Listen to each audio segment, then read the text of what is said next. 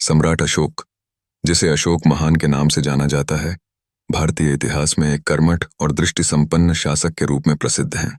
उनका प्रारंभिक जीवन उनकी महानता की कहानी का पहला अध्याय है। वे मौर्य वंश के सम्राट बिंदुसार और रानी धर्मा के पुत्र थे।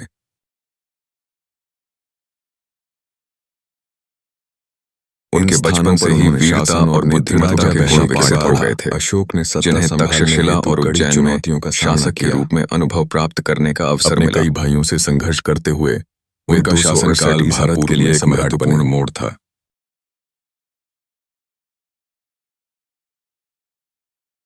कलिंग युद्ध, जो 261 ईसा पूर्व में हुआ, उनके जीवन की दिशा बदलने वाला एक प्रमुख घटनाक्रम था। यह युद्ध न केवल अत्यधिक हिंसक था, बल्कि इसमें मानव जीवन की हानि इतनी भयानक थी कि माना जाता है कि अशोक के दिल में हिंसा के खिलाफ एक गहरी संवेदना को प्रकट करता है। कलिंग युद्ध के बाद अशोक ने बौद्ध धर्म को अपनाया और इस धर्म को अपने शासन का मूल आधार बनाया।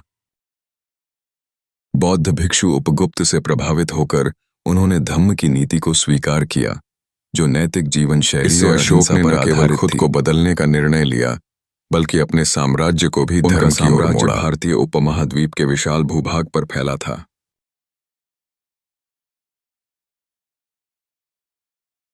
उन्होंने बौद्ध धर्म के प्रचार हेतु अनेक स्तूप, विहार और शिलालेखों का निर्माण किया।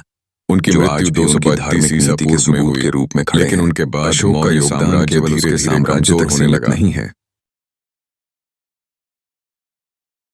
वह पहले सम्राट थे जिन्होंने धर्म, नैतिकता और अहिंसा को शासन की आधारशिला बनाया। चिन्ह आज भारत का राष्ट्रीय प्रतीक है और धर्म चक्र भारतीय ध्वज का हिस्सा है। अशोक की नीति और उनके द्वारा स्थापित धार्मिक धारा का प्रभाव आज भी लोगों में विद्यमान है।